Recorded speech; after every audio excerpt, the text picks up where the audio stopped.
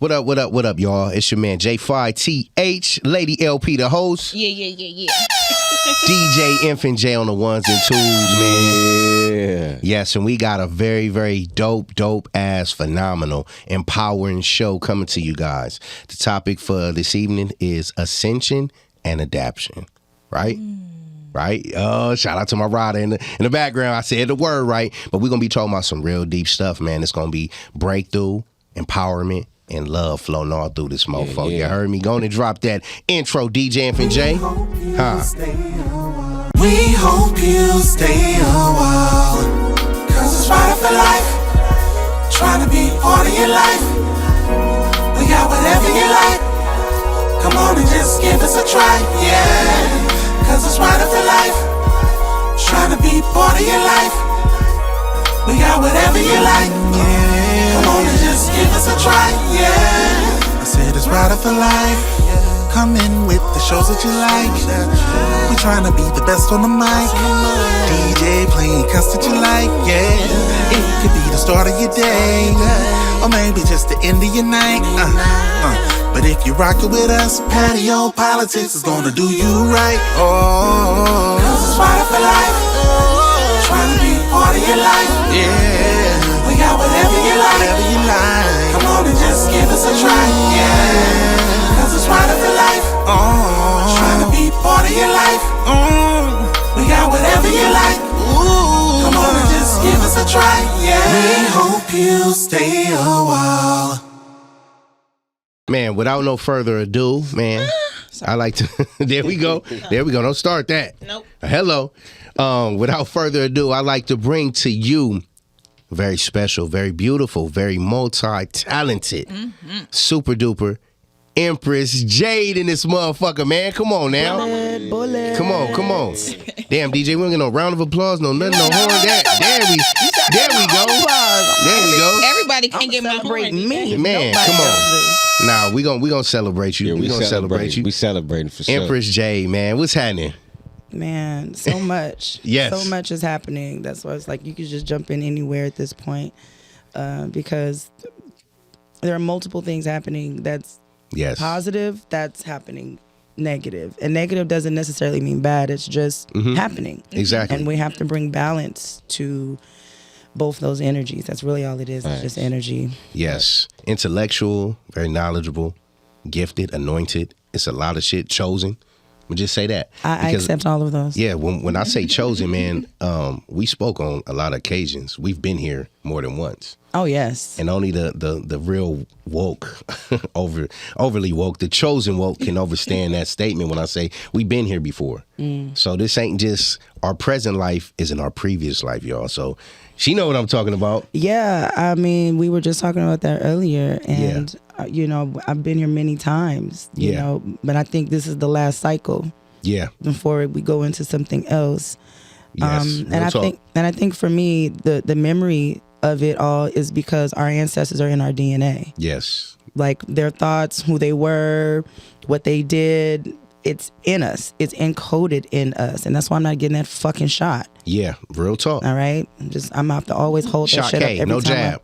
No jab. The juke. My mom Jamaican. She don't call it the jab. She call it the juke. The juke. See? Yeah, I like that. Juke K. The juke. So, Empress, what is the shot to you? When you say the shot, and you mention your ancestors' DNA, so that tells me that you had done some research and it's like something a little bit deeper for you. What does the shot mean to you? Damn, great question. It means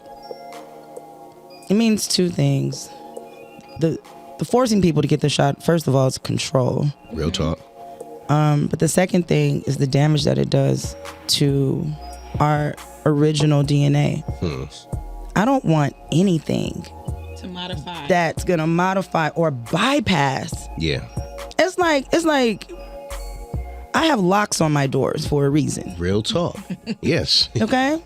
I don't want nobody to be able to come in your house. Come in my house and bypass my security system. Real talk. Why would you want to do that? Come on.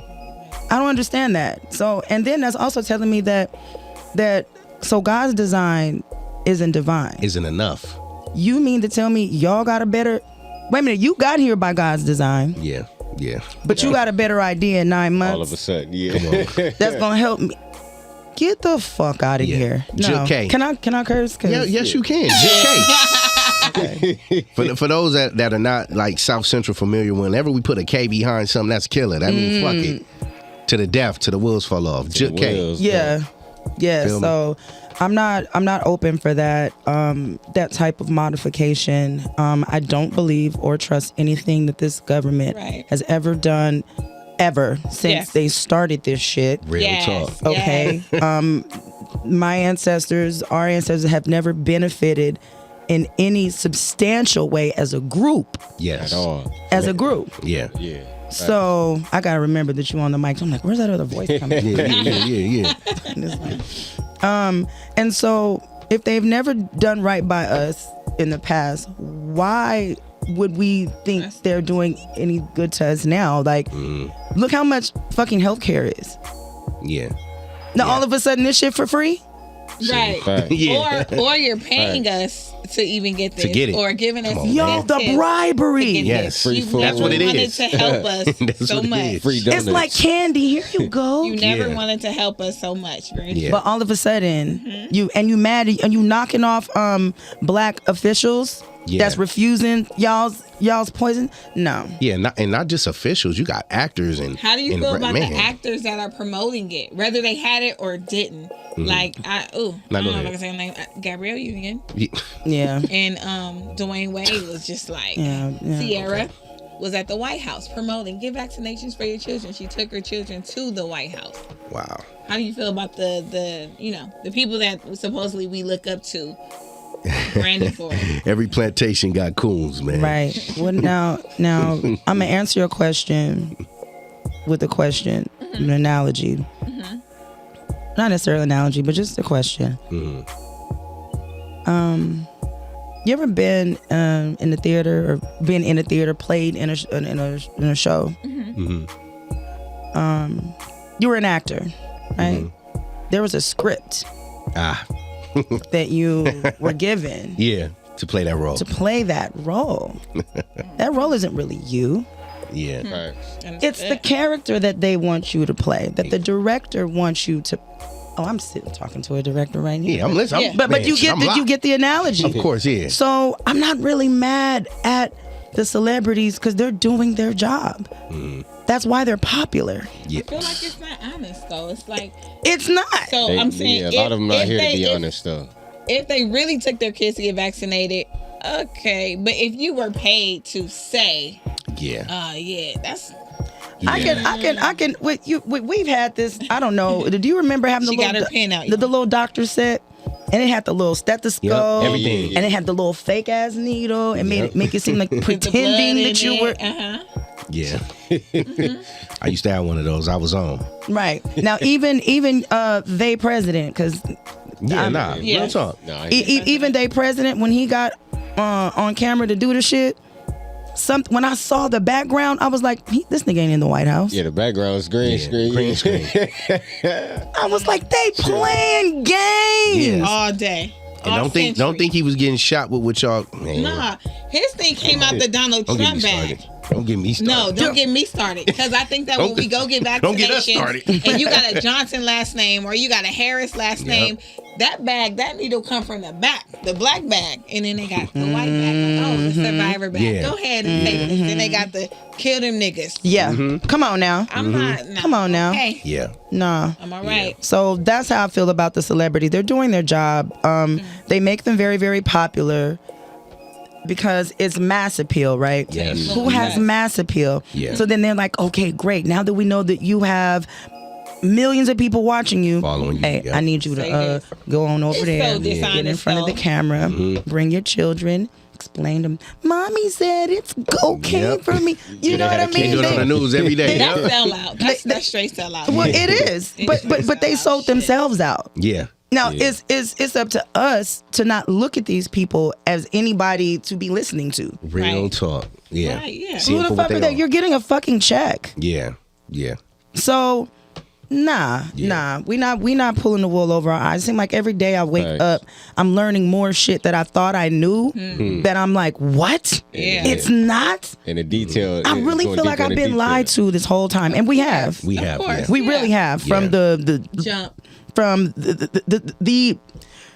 from the exit. Yeah, from birth. Yeah, fact. From the exit. Yeah. Mm-hmm. You know? Yeah. And I just taking my freedom back, my mental freedom back, because the battlefield is the mind right now. Yes. They're going after people's souls right now with this metaverse shit. Yeah. With this trying to really literally drag you into the fucking matrix to have you put some shit over your eyes. And be there. And put on these the little sensitivity jackets and the gloves. Mm-hmm.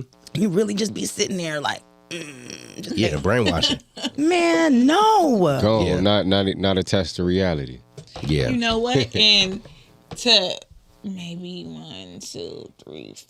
4 years ago, I came to your house. We had a conversation at the laundromat At the washateria about these movies. Portraying to be exactly what it's going to be now. And it's so funny. Predictive programming. I've been studying this shit for a long time. And people thought I was crazy. Certain people. That's why I don't have conversations with everybody. Yeah, you can't. You can't. You know, because everybody ain't. They're not awake and aware. It's not even about being woke. I've stopped saying woke, and I'm saying awake. Yeah. Yeah. Because you got motherfuckers that are sleepwalk too. You see what I'm saying? Yeah. And I just it's an awakening of something that we're doing on a constant basis. Constant level. Yeah. You're not just, I'm woke, now I know everything. No, you're not woke. Yeah. You're awakening. You're on a and actually that's the acronym for my name, Jade. It means journey awakening to my divine essence. And that's constant. Bars. So it's always going, constant. bars. Yeah. And I'm just I gotta sip something. No, man, please. Come on. Amen. Cheers. Awakening. Awakening. That was a big spit. That was a gulp. Cause I know some woke motherfuckers that done they shot up. They got the gotta watch and listen. All that stuff that we was taught in the church about stay vigilant and sober, that shit had nothing to do with like alcohol. Sober in your mind. Your mind. Yes. In your thoughts. Yeah. Right? Yeah. Because, when it starts talking about, the end times, you ain't gonna be able to, buy or sell shit. And now I'm seeing how that shit is actually real. It's real. But that's why when we was talking before we start airing, how you said a lot of us that already seen that's been here, we know this is the last time and shit is real. Yeah. It ain't never got like this. Yeah. I'm not coming back forward into this shit. I'm good. I'm good. This is my last round. Last win. Last. Yeah. So fuck the metaverse and that robot Zuckerberg that Zuckerberg. Yeah. It's really about this whole shot shit, honestly. It's for them to get control, and because they want to bring in this thing called the singularity. And it's supposedly to them, it's supposed to happen in 2045, where basically AI is supposed to come online, like Skynet in the Terminator movie, where basically their AI interfacing main thing, whoever's controlling it, the scientists behind the curtain, secret society, the curtain, and Wizard of Oz. Basically, they want to connect it to the Internet of Things. The Internet of Things is everything that's connected: your watch, your phone, your ring, the camera, everything that's Bluetooth and that's connected to. It's an actual thing. You can actually look it up. The Internet of Things. Just look it up. Your refrigerator, all of that. Everything. Your TV, where they're watching you through. And by 2045, they're going to cut that motherfucker on, and everything is connected to it's going to have full control over. Yeah, they can kill you like that.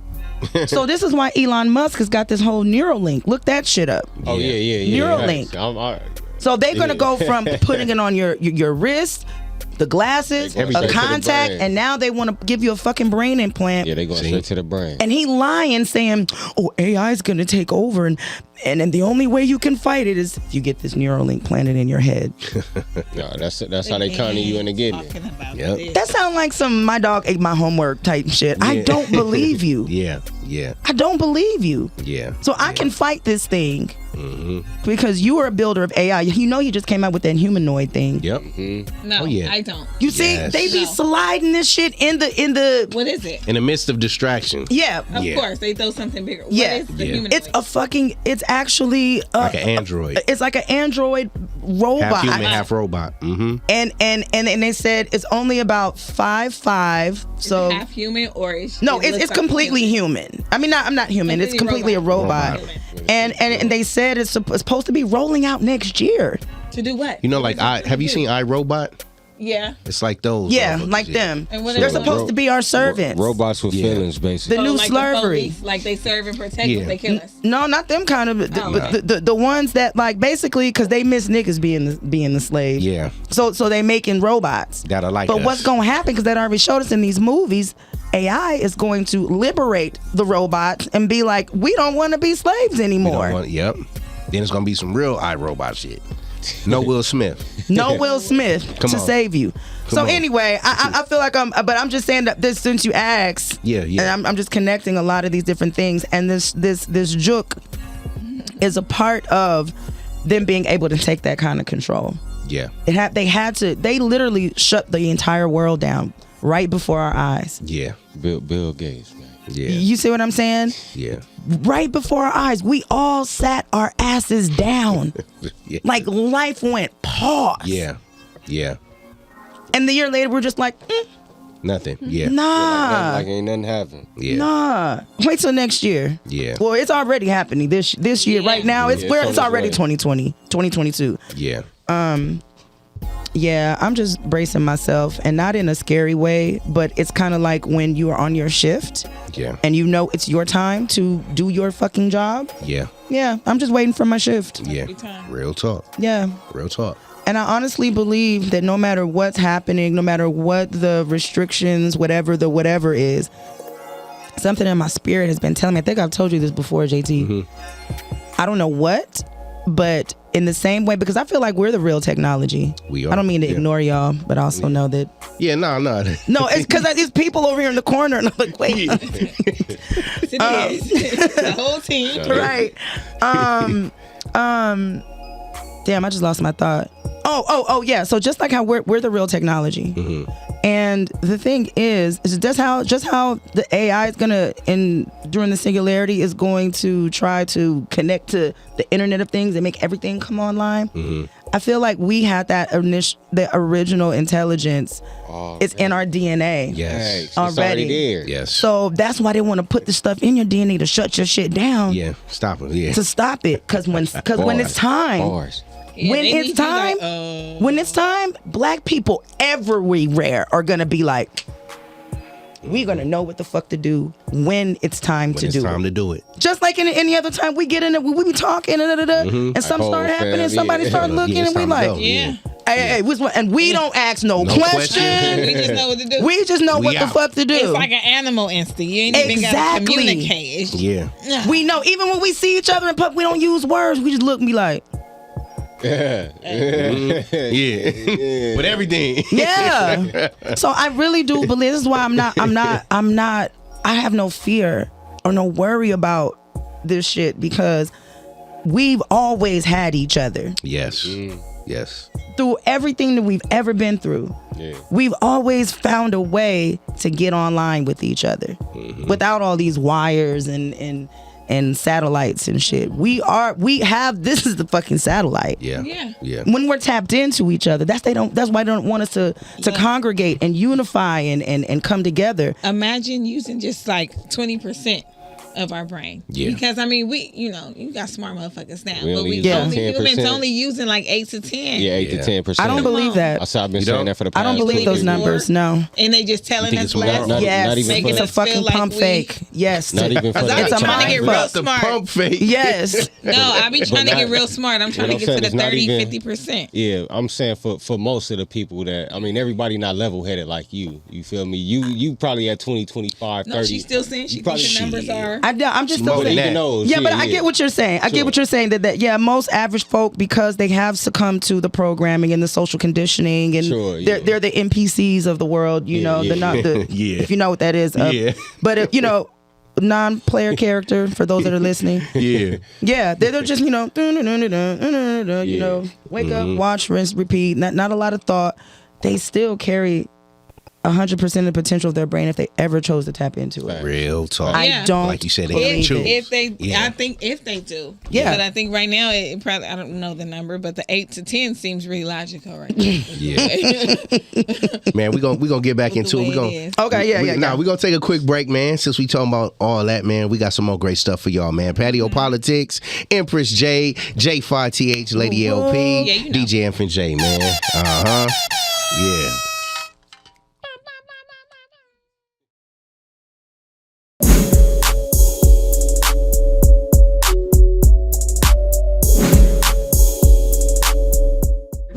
First came there, I said, okay, wow, there are a lot of people in the council. This is a big cast. I believe in this film. I believe in the people that created it. I believe in the actors that I've worked alongside and that are in it.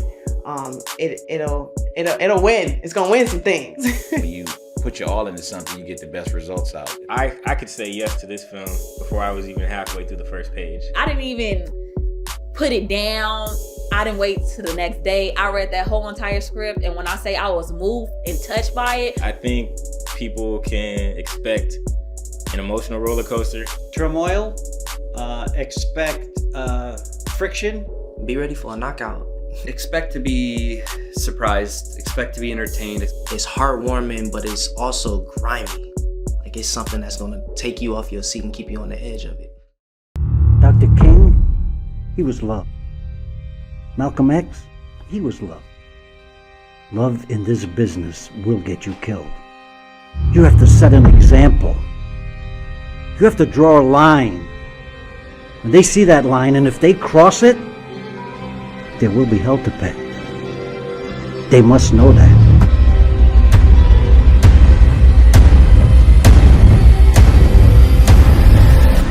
¿Lo tienes?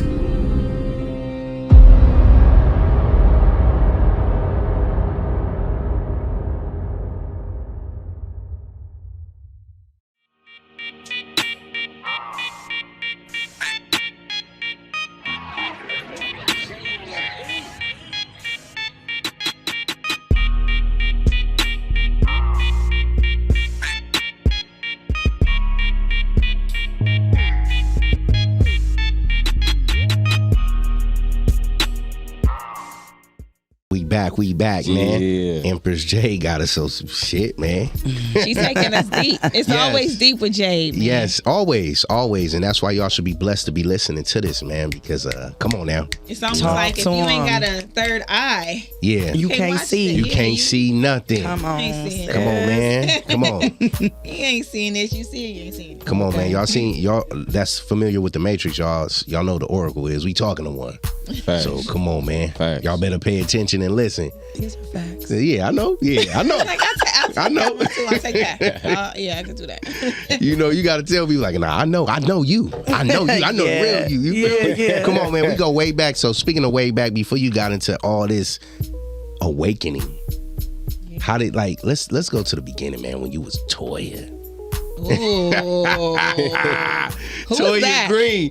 Toya Green, man. We talking when I was Dallas. Dallas, yes. Dallas. Yes, Dallas from Dallas. Yep. So let's take them back. Let them know where you from and then how you end up coming to LA, man, which is second home base for you. And how you became so open, so awake. Wow. Use your word. Going into the crates. Yeah. Oh, hell yeah. Yeah, go to it. I'm old school. Come on. You know. Well, yeah. I am deep in your heart from Dallas, Texas. Come on. I came to California when I was 19 with my daughter. She was not even a year old. A LA native brought me here. Did you come for success or? I came because of a nigga. Come on, look, see? Yeah. A nigga. See, we keep it real, man, on the patio. Come on now. Yeah, and within the first month, he was already showing signs of domestic violence, and come on, he ain't hit me or nothing. He knew better than that, but still, shit was just stupid, and I wasn't having it. And like my first month out here, I was already homeless. This nigga put me out of his mom's house. I had to go stay with his sister. And now, not to cut you off. No, cut me off. We like to see if they lokes or if they blood. So was he a blood or a crip? Was he on the red team or the blue team? Blue team. No, don't hit the alarm on that, man. Come on now, come on. All right. Was he from the east or the west side? East side. I like that. We gonna see. East side. Harlem. East side. That was the Harlem crib. Uh-oh. So that's the other side. That's on the west side. Hit that That's thing. the west Hit that thing. Ladies, watch out. You in Dallas and a nigga hit you from Harlem, you better run. Yeah. Yeah, he do with it. Yeah. So that was a journey. That was definitely a journey. I fought homelessness throughout the long part of my journey out here until I moved to Compton. Mm-hmm. Compton is like when I'm not in LA. Yeah, I'm from Compton. That's home. Okay, that's home base. That's home base out here. Yes, yes. I spent 18 years in Compton off of El Segundo in Wilmington. Come on now, come on. Talk to him. That's on the east. Come on, man. Yep, I raised my daughters. Yep, them raggedy ass tracks over there off of Willowbrook. Yeah, but that's my home away from home, and I love Compton because it reminded me so much of Oak Cliff, America. For those that know, Oak Cliff is like a sub-city of Dallas, which is like our hood. That's your east side, your west LA, not the white west. I'm talking about the where the niggas is at on the west side. Yeah, I was over there. Yeah, and it's just all in one in Oak Cliff. So it's just like a nickname. We call it Oak Cliff, America. Man, shout out to it should Oak Cliff, be its own city. Shout out to Oak Cliff. But it reminded me so much of Compton. Reminded me so much of Oak Cliff. I felt at home there. Just the small city and the community and the horses riding around. I got all the country shit. So I'm like, this feel like Texas. Yeah.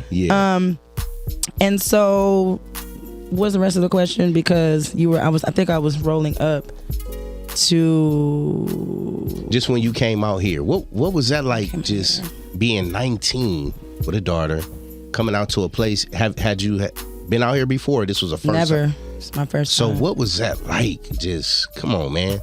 It was scary.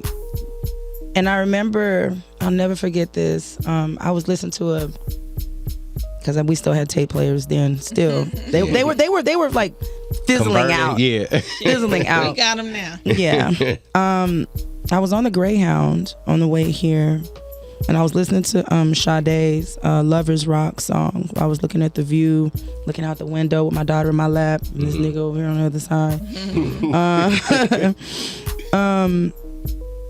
And the Holy Spirit spoke to me. And mind you, I just got baptized a year before at that church that I grew up in. Wow. I just got baptized like maybe a few months prior to me. So this is at 18 when you got baptized? Yeah. Well, not a few months because I turned 19. I turned 19 the following year that I was here. So I was 18 when I came out here, but it was 19. It wasn't a full year cycle, so that's why I say 19 because I was 18 for like that much. Well, that's why I say why, because we're gonna get into the why. Because I'm thinking you was 8, 9, 6 when you got baptized. Okay. No, no, I didn't get baptized. I was 18. Wow. Okay. Yeah, okay. I wasn't dunking me in no water. 22 for me.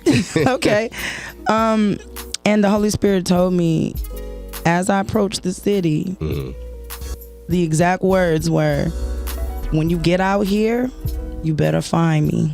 Wow. Because if you don't, this city is going to eat you alive. Wow. Not my thoughts. Yeah. I wouldn't tell me nothing like that. Yeah. You see what I'm saying? Not real talk. I know that was a word, and I was like, because when I was back home, I was stealing, I was boosting, and but I felt like I had to because I had no money and my baby daddy wasn't helping me with nothing, so I stole everything. And I think the Holy Spirit was just like, okay, all that shit you was doing, you can't do that. This is land of the scandalous, okay? Yeah. No, whatever you think you know, they've been hip doing that shit 20 years ago, so don't even try it. So it was scary when I started to become homeless because the reality that I didn't have family out here, that I didn't know anyone. I didn't have roots. I didn't have schools or anybody that was here that knew me. It was literally me and my daughter. And leaning on, my ex's family to give a fuck about me. They were trying to send me back. Wow. And I was like, nah, I'm not going back. I made a decision. I'm going to stick by it and I'm going to tough it out. You know? And this is also when, because my daughter, she was diagnosed with sickle cell disease. She's a sickle cell survivor. And shout out to the daughter, man. Shout out to Ray Ray. Shout out to Ray Ray. Come on, man. My little ray of sunshine. But she really made a woman out of me in a lot of ways that she didn't even realize it. So like going back and forth to the doctors and still trying to keep housing and figure out how I'm going to get into school and work and you know, it was a lot. Wow. You know, and sometimes when I go back and I think about this, I'm like, damn, did I really? Did I really get past that course? Because when I was in it, I had no idea what the fuck to do. Real talk. I really did not know, and it really is just by the grace of the Most High that. Yes. Shout out to the Most High, man. He watching while we talk our shit. Yeah. You know, always been divinely protected. Yes. Always been covered, and not even realize I was being covered. Yeah. All that teaching and preaching, it did something for me. The word is true. It says you raise a child up in the way they should go. When they get older, they won't depart from it. Real spill. Because it was in my heart, you know. I didn't have a Bible in front of me, but the Bible was in me. In you. And I'm talking about the real word, not the fake funky ass shit that's in that book, because there's some fake ass shit in that book. And when too. it's in you, they can't change They can't change it. Yeah, come on, man. Just like your DNA. Yeah. You can't let them shit. You see? I'm with you. That's my spiritual DNA. They not fucking with my spiritual DNA. See? And that's what I'm saying now. Now looking back, because I'm going to let LP and them get on this because we'll be off. Yeah. This will be a 5-hour show, and I'm going to let them get some questions. This is my last one for this segment. I'm all in. I'm in. No, because it's real. I really want people to pay attention to this because you said about you being here before. We spoke on that several times. Now, is this, you believe, the worst you've been through if you've been here before? Because you talking about making it through slavery. You talking about, you get what I'm saying? Those that have been here before, y'all know we done been through some shit. You know what I'm saying? Where one pandemics and one cars, one phones and one Greyhounds. Right. Do you believe that this is the worst, or that was the worst you've been through? It's like, nah, hell no, I didn't. I wouldn't call it better or worse. I would just say that I was reborn again. Yes. For a time such as this. Yeah. Do you see what I'm saying? Yes. For a time such as this, because I could have ended my cycle, you know, with, you know, like in the turn of the century, the turn of the 9th or 20th century or whatever. Yep. No, it was like, we're gonna hold you back we're gonna put you out there for this. There's something that you have that you need for this period of time. And everything's on purpose. Yeah, real talk. Nothing's by accident. Yes. Nothing. Facts. No, every human being that is alive, whether we like them or not, whether it's Kyle Rittenhouse or Zimmerman or you know, Obama, we all are here to serve a purpose. It's like what the Oracle said in The Matrix. She said, "Everybody is here to do what everybody is here to do." Yeah. See. So. It's not for us to understand everything. It's only for us to understand our part. Our part. That's it. What are you here to do, Neo? Yeah. Are you the one? Are you the one? Yeah. We have to ask ourselves that as far as our own individual purpose and our own individual path. Yeah. You know, are you the one to do the ideas and the imaginations that the Most High gives you? Everything that we can see, it's real. Yeah. It's just up to us to be able to pick down which one of them things that we want to pull from the ether and create into something. The power's been yours, Dorothy, all along. You know? They constantly talking to you in these movies. No, they are. Yeah, they are. Yep. Every movie. Tell people that. Pay attention. I have a question. Do y'all, anybody in this room, do you ever recall being pulled out of school and given a hearing test? Yes, I recall. Yes. Where they really high and really several low. times actually. Yes. Several times, right? Yes. They didn't do it for everybody in the class, though, did they? No, they didn't. They only picked out a certain few. So. Hello. Goodbye. You got him with all that shit. There are certain people that come into this realm. We all have gifts. I'm not saying nobody else have no gifts. Mm-hmm. But there are certain ones that come here. Yeah. You heard me. I know. I know. And I took the hearing test. You heard? And they know when as soon as we come into, our parents leave us in their care in these schools, they're always watching us. Yeah. And when they see us exhibit certain type of behaviors, they say, "Bring him out of class. Come here. Come on out of here. Come on in here." And there's a certain frequency that they know. Trigger shit. Yeah. Okay? Yeah. Okay? And so, I'm just saying, they tested us. Now, my partner, Jeffrey, he said something that I didn't want to believe. Shout out to Jeff, man. Yep. Yeah. Shout out to Jeff. Yep. That's my boo. He said, hopefully they weren't programming us. Real spill. We didn't even know it. We're just like, because we were kids. Yeah. I hear it. Where's this one? I'm good at this. That one. I'm really good at this. Yeah. And they told me it was a game. Exactly. Right? They played on our childhood innocence. And it's like, let's play a game. Oh, they were serious. They was playing with it. Oh, yes. And I remember they had that big chunky ass 80s recorder. Yeah. With the tape flipped up. It was beige with the little tint. Yep. They press it. And they press a little thing and I don't remember. I wish I could remember. I don't remember what was on them tapes. Yeah. But I know they stayed taking me out of class from first grade and second grade. By third grade, they were like, that's enough. She's programmed. Yeah. Or not. I mean, but yeah, I just want to like put that on y'all that it's something very unique. To that. Yeah. And them ain't regular sounds they playing too. Them frequencies, by the way. I produce engineers, so them are frequencies. Certain Which frequencies make you feel a certain way. Yeah. Yeah, there it goes. Control the way. Yeah. It's called entrainment too, by the way. It's a word for thank you. Entrainment. And it's interesting. It looks a lot like entertainment. Hello. It starts with the E or it's I. It's spelled exactly. It's just a difference of Come on, man. It's spelled like entertainment. It's just a different pronunciation. Entrainment. Okay. Entrainment. And the key word is in there is train. Yeah. Exactly. I heard that. But if we and enter. Yeah. So if we flip it, it's entertainment. And that's exactly what they're doing. They're programming us through these television shows, these movies, and all of that.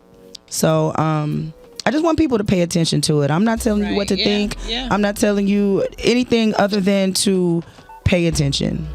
Man. And to be open when you come across this stuff. This stuff seems so innocent and stuff seems so yeah, that's how they put it in front of you. Like, oh, they just trying to help us get a job. That's how they put it in front of you. We're gonna get back to it. We're gonna take another quick break, man. Entertainment. Know the difference between two if they one and the same. We'll be right back. My mom passed away when I was 14, so I ended up getting like 4 other moms, and I took from each one, and as I saw their characters, it taught me how to grow into a woman. The biggest obstacle and challenge that I faced along the way is self-sabotage. I'm constantly growing. I've made mistakes. I've made things that I've had to go back and correct. That's all part of the process.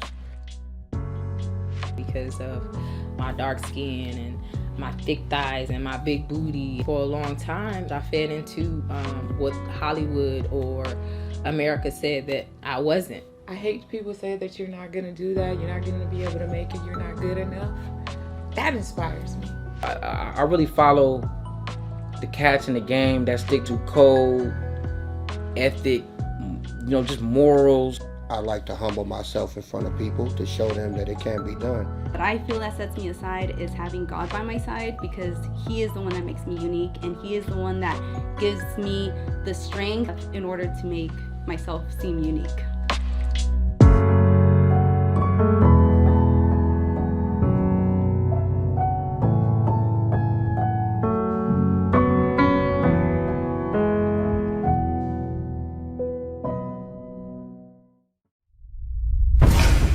We don't like Christians and what they stand for, so our purpose is simple. Go to every church and eliminate the real Christians. Or in other words, eliminate people that love the Lord. So we won't be long. Truly believe in God. Truly believe in Jesus Christ. Know that he's real and are willing to die for him as he did you. Stand to your feet right now.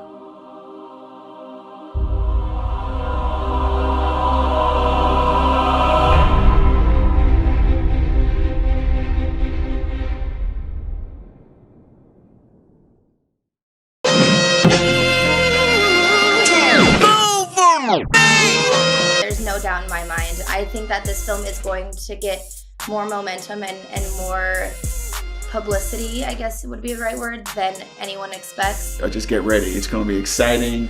It's poignant. It's raw, it's authentic, and it's real life. It's just very honest. And you know what I mean? Let it inspire you. I think it should be inspirational. Sometimes you just tell when there's magic happening on set, and I really felt that on this set. It's one of the most well-run, organized, efficient sets that I've been a part of. With great characters, the writing, the cinematography, the producing. What sort of person is gonna love your character? The women. All of the women, you know, because a lot of the times we can be underestimated.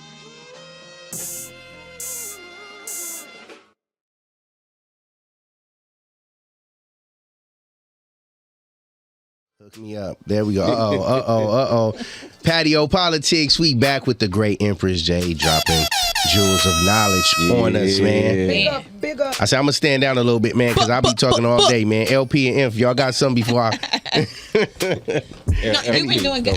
I've been kind of just sitting to the side listening, because everything is so deep and so yes. like I make up words. Nah. Shit, make it up. Everything is it's so. our show. Well, no, this is the word Shit. already. Like they knowledge made up words. taking. I don't know. I'm just listening, and it's always good to sit and talk with you, because yes. a lot of people don't share the same openness. Nah. Share the same mantle. Like truth, or right. just trying to dig through shit, and it's always good. We can do this. Like this can be a show every episode. For real. And you don't be judgmental or so. For what? Man, yeah. For what? For what? And there's two different types of judging, by the way. I don't know. People don't be like really looking into stuff. There's a judgment that's reserved for God and God alone, right? Real talk. God, like Tupac had it. Only God can judge me. Like that's a real thing. Mm-hmm. But the other judgment is when you look up the word, it literally says to be able to discern a thing. Yes. To be able to know the difference between that cup and that cup. Yeah. Between if this mic is on or this mic is not on. Am I hot or cold? Is it just to be able to discern something. To be able to discern a thing. Mm-hmm. And a lot of times people are like, you can't judge. Well, I'm supposed to be a good judgment of character. Aren't I? Yes. Right. I'm supposed to judge your fucking character, not you as a person. Right. Exactly. But how you show up to me as a person. Come on now. If you have integrity, if you a scheming ass nigga and I can't trust you, if I perceive that, I can't just ignore that. My judgment. Yeah. Yeah. I can't defer my judgment. No, nigga. But we're not talking about that kind of judgment. I don't judge people's character. I mean, not their character, but their person, because I don't know your path. I don't know what it is you're here to learn. I just need to know what it is I need to learn from you. From you. Whether it's something I need to take with me or stay the fuck away from. Mm-hmm. It's for me to judge. Come on. That's why the Bible says judge yourself. Mm-hmm. Judge yourself so you won't have to be judged. Exactly. You know, that's accountability, self-accountability. Self-accountability. You know? Yeah. Can be blamed as what you had me do this. No, I was a snake when I bit you. You didn't realize I was a snake? Yeah, real. You should have used some discernment. Discernment, exactly. Exactly. So, right. Use your better judgment. Yeah. That yeah. part. Right. So we still talking about the beginning. I don't know. Did you have something? Yeah, yo. No, not right now. No, not right now. Okay, we back to the beginning. So I'm in it to win it. There it is. ULP. Where are we going back to? We at 19. We at 19 now. When you when she came to LA with that nigga and her daughter. I like how she homeless. And then staying with her the dude's sister. The Where family. we going to? I think we were in Compton. Let's go to Compton then. Yeah. We go to Take it back to Compton. When the Most High spoke to you. you. The South. Yeah. Right. Compton became a home for me. It was a nice little 2-bedroom house with a front and backyard. I was able to raise my girls there. I moved there when Judah was. Shout out to Judah. Shout out to Judah, man. My little artist. Come on, man. She paints and all that. Come on. We're going to talk about Judah later. Come on. Come on. But she moved. She was 6 months old when I moved in that house, and she was 18 when we moved out. Wow. So I was really able to raise. That was her house. That was her house. That was her house. CPT. That's her block. Yeah, that's she her from block. Compton. Nah, that's her block. Yeah. So it gave me some grounding because from the time I was in 4th grade to 12th grade, I went to 15 different schools. Mm-hmm. So I was literally moving around sometimes twice in a year, from elementary to to the end. So I didn't have a lot of stability, and so Compton really gave me something that I wasn't able to.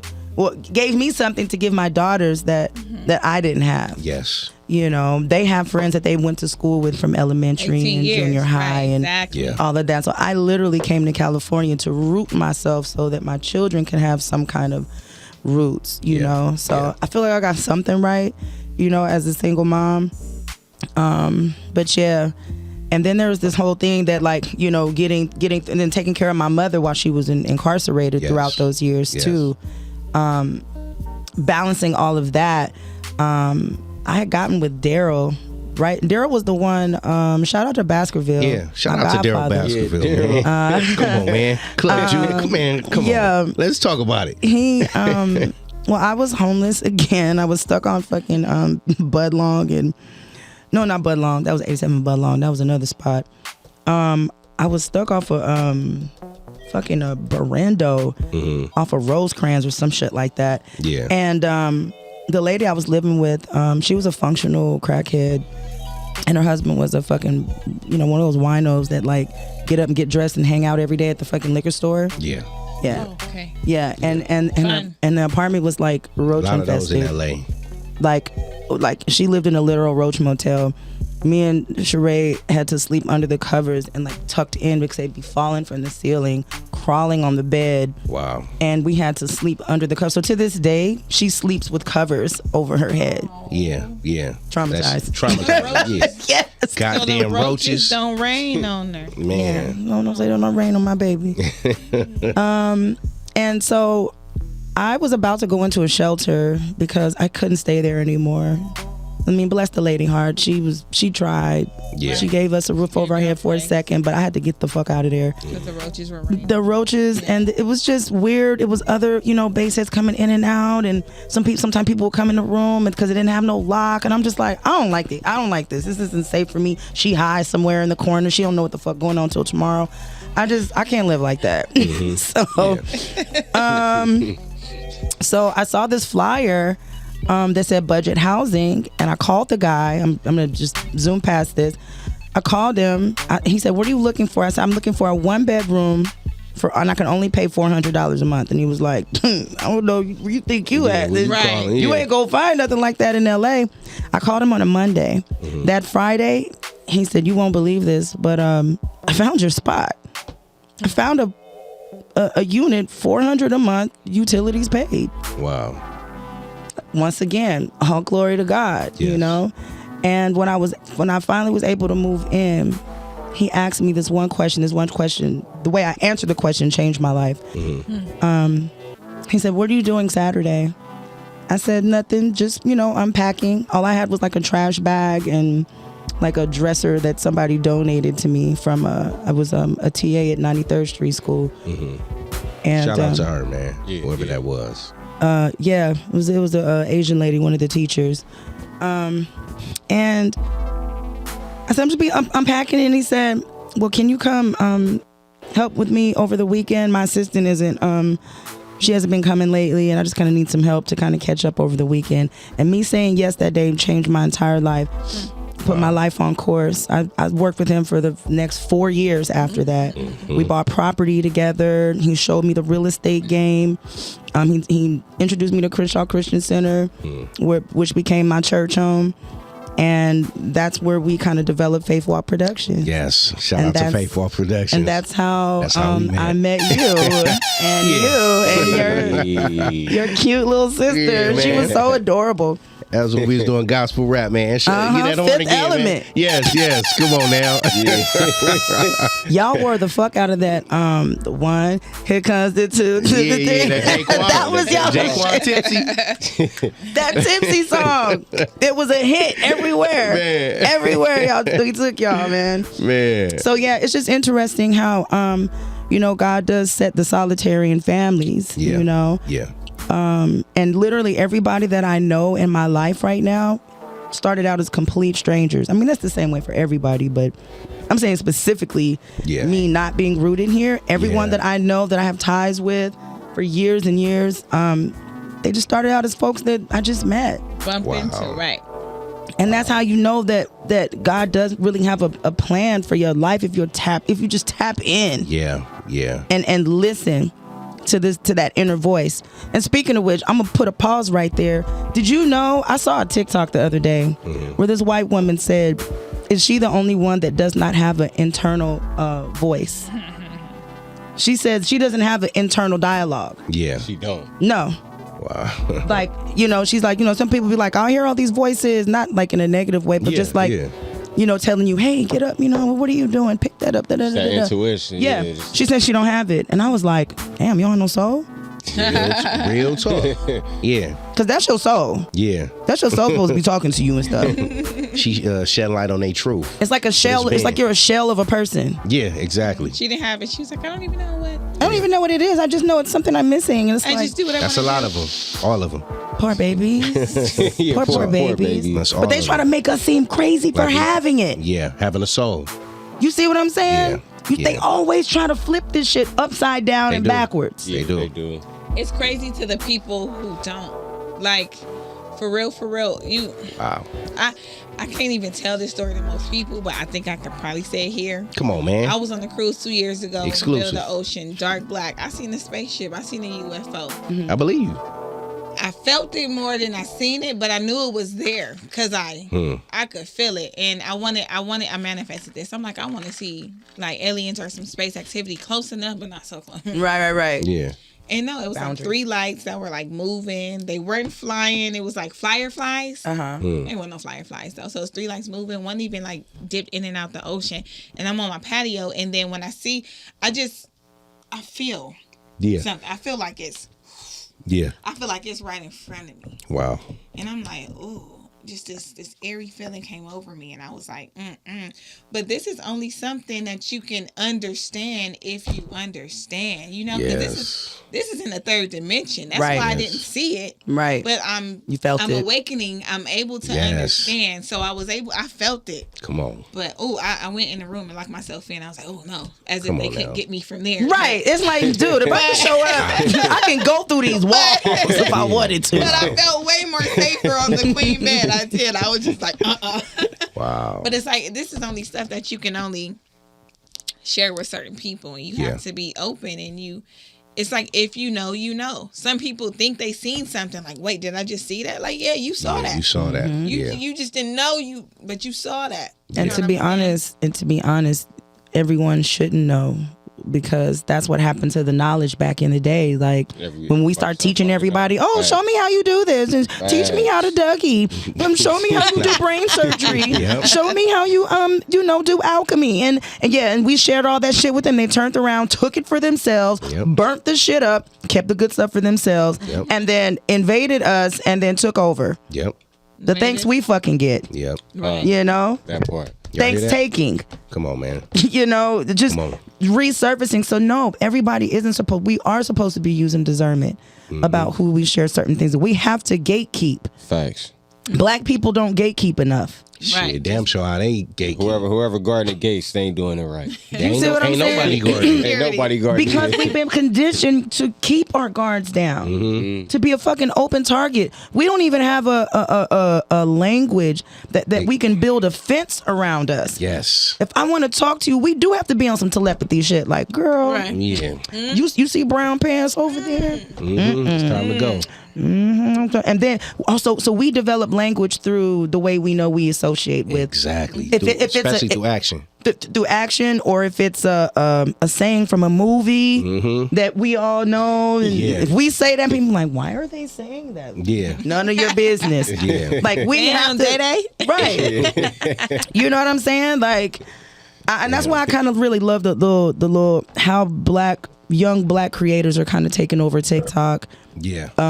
And creating a lane for themselves, but still fighting with that thing of not knowing how to gatekeep your shit. Yeah. You know, gatekeeping is just checking the people that's like, nah, that's not for you. Like how would we say, stay out of black folks' business? Yeah. Gatekeeping. It's not for you. Not for you. You know? And you have to vet your people out. I'm not saying that there aren't, decent other folk, because there are, but they still gatekeep the fuck out of their shit too. Exactly. Every little slang we come up with, it gets co-opted. Yep. You know. And y'all know who co-opt them. Yep. They know who they are. They know who they are. They know who they are. You know. Y'all time coming too. And nobody is escaping the judgment. That's why these y'all niggas time coming. These niggas thinking they finna escape into the cloud and upload their consciousness bullshit. Somebody gonna throw some water in that shit. You gonna be glitched in the fucking just stuck. Yep. You ain't escaping no judgment. Yep. It's a Jamaican saying that says every tub have to sit down upon its own bottom. Damn, say that. It gets sexy in a woman's voice. Every tub have to sit down upon its own bottom. Come on, man. Ring that thing, man. Come on, man. Upon its own bottom. Come on, man. Hello. And it basically means everybody has to. It translates. Everybody got to sit on their own ass. Yeah. But it means everybody has to answer. Okay, I was feeling like do your own work. Yeah. Well, not do your own work. It's you're gonna have to answer for yourself. Yeah. You're gonna have to sit on your own ass. Nobody's gonna be. Nobody can sit for you. Yeah. Only you can sit in that seat. The shit you did, you're gonna have to answer for that. You know, and there's no way around it. That's why I ain't worried about them folk. Wow. On a Sunday. Man, real church. Okay. On a Sunday. And on that note, man, we're going to take a quick break and then we'll be right back, man, with Empress Jade, LP. Come on back. Come on back with DJ us. and Jay. Hey, this feels really good because I haven't done radio in a They know my status, these niggas know I'm really the baddest. I want my cabbage, so run the door, I'm coming after it. I bruise and batter, the shit I kick ain't got no manners. The shit I capture, it's hard to nail, so bring your hammer. Turned up, nigga, better earn up, nigga. I'ma get in this here, don't get your world burned, nigga. The block how we burn foes to the ashes. A lot of these G's is walking around here ratchet, nigga, it's trash. How you a banger but a faggot, barbecue plastic. We mortified by your ass. From sipping 40s to tea, you sit while you pee, but you try.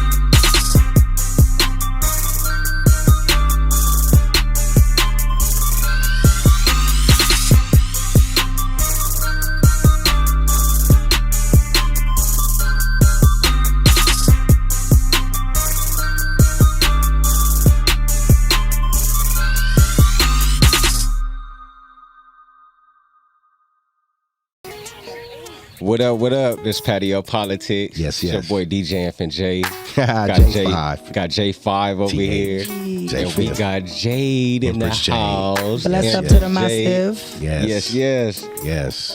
Tizzle, you got questions or you want me to go ahead and ask? You go ahead. We're going to start with you. Tomoy, all man. All right. Go ahead, Say man. this, man. They on my head because I was doing a lot of talking off air. I ain't want to step on no toes. There you go.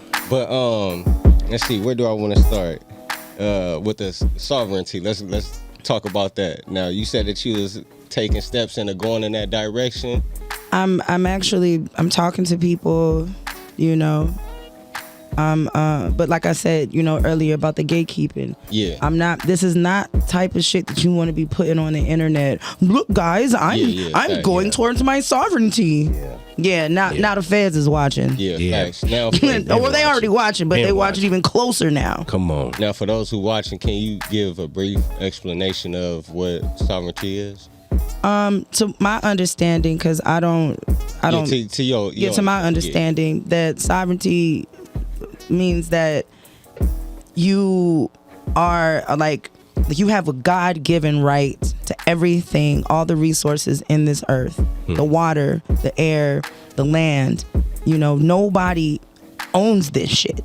Yeah. You know, we're technically all sovereign, but because under the system, they've enslaved us by the time we were born. As soon as we got out. Soon as we got out, we got a birth certificate and a number. Yep. And those numbers. Tracking number. Yep. And those numbers are like bonds. Yep. And wherever like this country, they basically own you. Yeah. Like chattel. Facts. And there's a way to get out of that. But nobody's going to tell you because they have to put all the stuff out there. You know, they have to kind of put it out there, but they hope that nobody ever fucking gets it. This, yeah. You know, it's like when my dad told me when I was 12 years old why he wanted me to read. He said, because white men say, if you want to hide something from a nigga, put it in a book.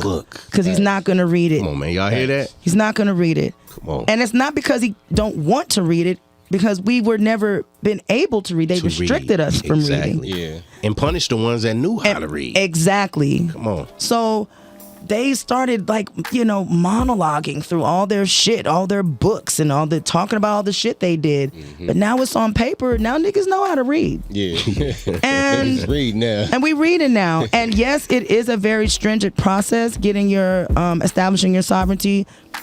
You gotta like get certain paperwork and have, you know, it's a lot you gotta go through. It's a process, and if you don't do the process correctly, you end up fucking yourself too. See, so that's why we have to study to show ourselves approved. You know, you do have to do your research and link with other people who've done it, who can help walk you through the process. And that's what I'm doing now. I'm talking to folks that have done the process, and I'm like tiptoeing my way into. I know it's the way to go. Yeah. Okay. Shout out to them. And I was gonna ask you too. Do you feel like it's for everybody?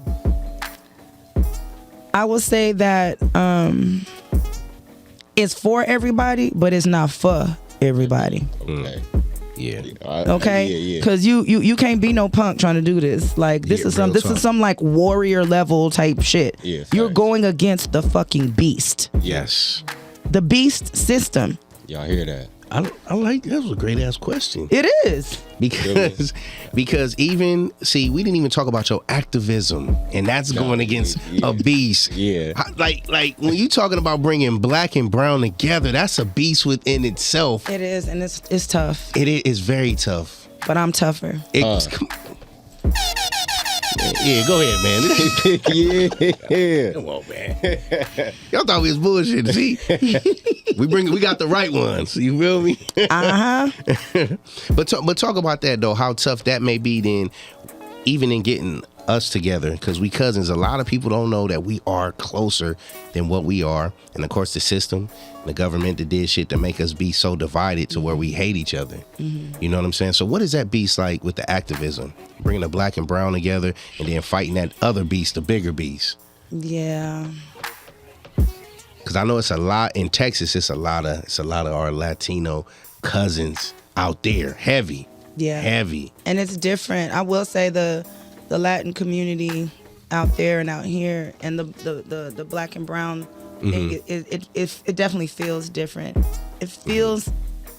So what is it like out there? Is it kind of, you know how it is? It's fickle out here, meaning, yeah. It is. You got to know somebody that knows somebody and be at the right city at the right time or the right place. Is it like that in Texas, or it's like, nah? Nah, and I'm going to speak for Dallas specifically, that it seemed like the Latinos there are more willing to come together. Yeah.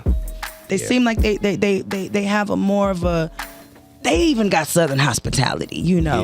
Yeah. Even the white folk down there, even the racist white folk got Southern hospitality. It is a culture to be polite and to look after folk, even if you don't like them. Yeah. The society shuns you when you're not polite. Mm-hmm. Even if somebody else see you doing something or saying some stupid ass shit, somebody will be like, hey. Yeah. Chill out. Yeah. Fuck you doing over there, man? That was rude. Yeah. You know, like. Shout out to Dallas, man. In the South period, man. Southern hospitality. You know, we admire that out here. Yeah. Because you've been out here, you know. You know how I get. And we born and raised in that shit. So it's like, fuck. You go to the South, you know, you ain't gonna have niggas mean mugging you and mad dogging. Right. They speaking. Yeah. Out here, it's just like, I gotta fight this nigga, bang on him. Jeff couldn't believe it. He was like, when people walk up to him and just compliment him, like, yeah, walking that's up on me. that's And I was like, babe, no, you just want to know about your shirt. Like, Yeah, because the hostility here, because of all the gang violence and the tribalism and stuff, you know, it's really tribalism. Yeah. And so fighting that beast, that's one thing. You got to have soldiers deployed different places. That's why you have the Army and the Navy and the Air Force and the Marines. Yes. So in the activism, you have people that deal directly with the like the lobbying or and the bills and the policies, and we go down there and we bang on their motherfucking heads at the Capitol Hill, and because you did marches and all that. That's what I'm saying. So there's that. And then coming back home, dealing with the microaggressions of the anti-blackness that happens within these organizations that they don't want to talk about. It's the white elephant in the room. Yeah. But they're like, we don't want to talk about that because then we'll all get upset and then it'll impact our work. But it is impacting our work. Exactly. So when are we going to talk about it? Yeah. So I tend to be the catalyst for these conversations because what you gonna do? Yeah. What you gonna do? Yeah. If we don't call it out, it'll never. Yeah. You know, it's like when you have a wound or a scar. If you have this gash and you're losing blood and you just ignore it and don't put nothing on it, let flies sit and rub their little hands on it, and you know what I'm saying? It's gonna get infected. It's gonna get infected, and all of a sudden this shit can come and now your arm is amputated. Exactly. Because you didn't pay attention to it when it was manageable. Yeah. Yeah. So that's what's happened within our communities. We haven't been managing it very well. People get in for the work for the wrong reasons, for you know, the funding money, for the because it's kind of cool, it's kind of trendy to be, you know, politically, you know, woke. Yeah. So like it's a thing now. It's a hashtag. Wow. And then people don't realize that the hashtag actually impact real people's lives though. Like it the does. shit is not a trend. It's not for play. The shit is not fun. What the fuck we experience in our communities. Yeah. And so honestly, a lot of my work, I'm more focused on black folk. And I say that unapologetically because the world keep trying to make it seem like it's something wrong with being for your people first. Exactly. Now, for those that are mothers or parents and got kids, what kind of parent would you be if when your child that live in your house, where you pay the bill, where you got to live at, come on, you get up, go to work, you don't feed them, you don't give them no attention, you just kind of let them just do whatever. They hungry, neglected, while you go next door. Oh, and they getting and go clean their house and feed them and feed their kids and raise their kids and leave your kids at home. Come on, wait a minute. No, let me take care of my house first. Yeah. Let me take care of my house first. Then, once I done cleaned my house, fed my kids, tucked them in, now I can come over and Now I can come and see what's going on with you. What help you need over there? Yeah. I got you. Yeah. So you're not gonna make me feel bad Yeah. for taking care of my house first. Or because I say black pride. Right. Yeah. Or we can take it to the team. Yeah. You a Laker fan. And I don't know, think of another team. Say the Spurs or The something. Spurs, Yeah. right? Yeah. You a Laker fan. Why would you be rooting for the Spurs? Yeah. Yeah. When you on the court, a lot of these guys are friends with each other. Yeah. But when they're on the court, Yeah, this Lakers. this Lakers. It's Lakers. It's Lakers on mine. Yeah. Yeah. I'm running past you. I'm snatching the ball away from you. You hear that? Yeah. I'm playing to win. People out here playing to play. Yeah. Yeah. That's a waste of time and energy if you ask me. Because I know that whatever time we spend on building healthy black folk, it's going to benefit everybody else. Yes. Real. It's going to benefit everybody. Everything we've done benefits everybody else. That part. That part. Like, we're the leaders of this shit. We are the originals. We are the first ones that got here. Yeah. So yes, of course we need to get our shit together. We're just now in 2021, 2022 talking about making it popular to talk about black mental health. Yeah. Because there ain't no mental health in the black community like that. No, it's not.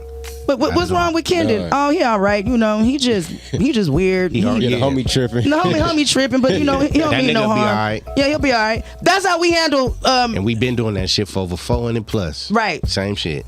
The trauma and depression be so much on all of us. We don't really know how to heal ourselves. We don't even know. I'm stuffing my shit down and I'm staying to the plow. Yeah. But the way it affects us differently. Yes, it does. Just because some of us are a little bit more like headstrong and can like push it down even more, other people are impacted. Yeah. Yeah. And then they not weak because they can't pull it together. They just need some time and attention and some love, and we don't even have it to give to us. Yeah, like I know my mother is not a very neither one of my parents, to be honest. I don't know how they got together because they are not affectionate. I know from watching the show. Cause I was listening to Ma Duke. Yeah. Yeah, so I know. She like even now I try to hug her, she'd be like, okay. I'd be like, yeah. It feels so familiar. But no, I force her to hug me. I'm like, hug me on both sides. Yeah. And kiss, let me kiss your face. Like I'm sure she appreciate that and be needing it. Yeah. So where do you think your strength come from? Because just in watching what I watch, like the shit that Mom Dukes had to endure, man, was heavy. Yeah, that shit crazy. Do you think that's where all your strength come from? Because even when you look at defeating homelessness and just the situations with almost the domestic abuse, being homeless in LA, the stuff with your baby brother, like you got a lot of people like, I know why you here, but how the fuck are you still here? You know what I'm saying? Because it takes a lot to endure what you encountered. Almost superhuman. Not almost, superhuman shit. Yeah. You get what I'm saying? Yeah. That the average Joe wouldn't be able to last. And it's like how do you have that? Do you ever sit back to yourself like, I'm the shit? I am that. Have you ever had that moment? Because you're so humble, Jay. But I really am. Yeah. And when we humble, we don't do that to ourselves. We don't give ourselves our flowers. I don't be all like, yeah, you ain't gotta be. But here, throw that horn. Ain't nothing wrong with it. I'm gonna give you your motherfucking flowers, man. Because you are that. You are that. You been that. Come on, man. Thank you. I appreciate the love, man. I appreciate the love. It's almost, I know, and I've said several times in this interview that all glory to God, right? Yes. But I also want to give thanks to my ancestors.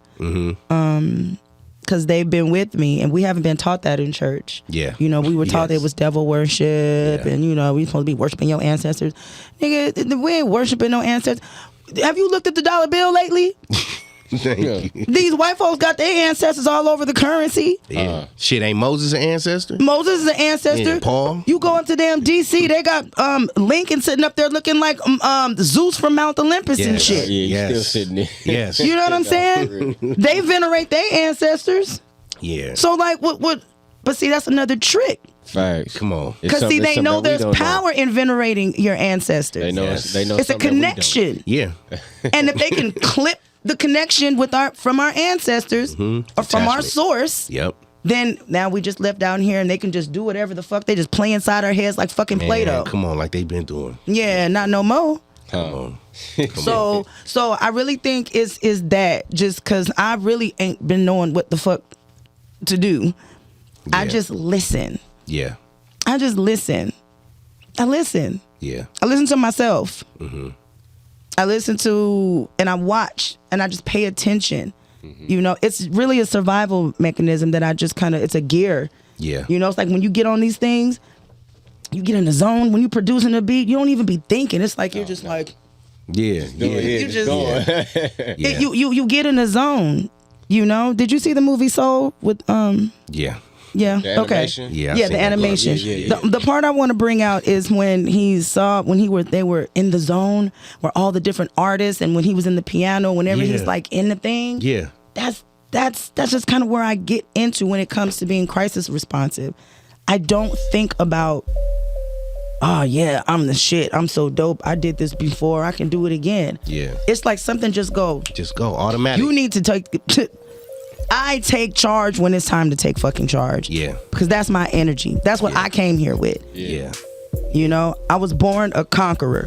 Yes. My name Dallas, my rap name Dallas meant dominating all levels of life, always surviving. Come on, man. Always. Come on. Yeah, I like that. That was the first commandment, was to have dominion and subdue the earth. Come on. Not people, the earth. Subdue the earth. Have dominion. My email is Indomitable Jade. You cannot, indomitable means cannot be dominated. Cannot be dominated. You cannot break my spirit. Yep. It's impossible. See. It's impossible. And I just carry that mindset. Where did I get it from? I'm telling you, that shit came in my DNA. Yeah. It was just a download. You know, like your computer just come with software. Yeah. It just came with me. It was already in you. That's probably why I'm telling you It's a why. bar too. That's probably why they wanted to check my fucking frequencies. Yeah, of course. I showed up different. I was going to an all-white school. See. Did y'all go to white schools? No. Okay. Oh, you fan? Okay, yeah. But I'm saying, but yeah. I only saw black kids getting pulled out. Wow. So just something to think about. And you went to this school when moms was doing. This was before that era. Yeah, because Pops was a baller. You know? was bad and bougie at one point when she was in out. You was balling. Yeah. You left. I think you left Texas and went out there. Yeah. And then I was I was a cartel kid. That's what they called us. They called us cartel kids. I was definitely a cartel kid. You know, that's why I feel, a little meech. You know what I'm saying? Nah, I'm like, real talk. No, for real. That shit is so familiar to me. It was a whole lot of shit that was going on around me. I was just like, that's weird, but that ain't none of my business. So briefly talk about that, like just that whole thing about talk about the show it's on. Promote that because everybody needs to go check that shit out. Not just next year. Now that it's streaming for free, you excuse having motherfuckers. It's for free. If you got BT Plus, if you can watch Tyler Perry shit, I know all the College Hill, all the shit that's free on that motherfucker. You can watch Trap Queens and support our Empress, man. So tell us a little bit about that. So it's, don't give away too much though. No. It's American Trap Queens, season 2, season 2, episode 8. My mom's name is Claudette Hubbard. And shout out to moms. Yeah, big up on herself, star. It's basically a short doc about how my mom came to this country from Trenchtown, Jamaica, how she met my dad in Texas, how they split up, and how she ended up being involved in a Jamaican drug mafia ring, because that's what it was, and the rise and fall of that, and how I was impacted You know, they had every high school has a drug dealer. Yep. Several.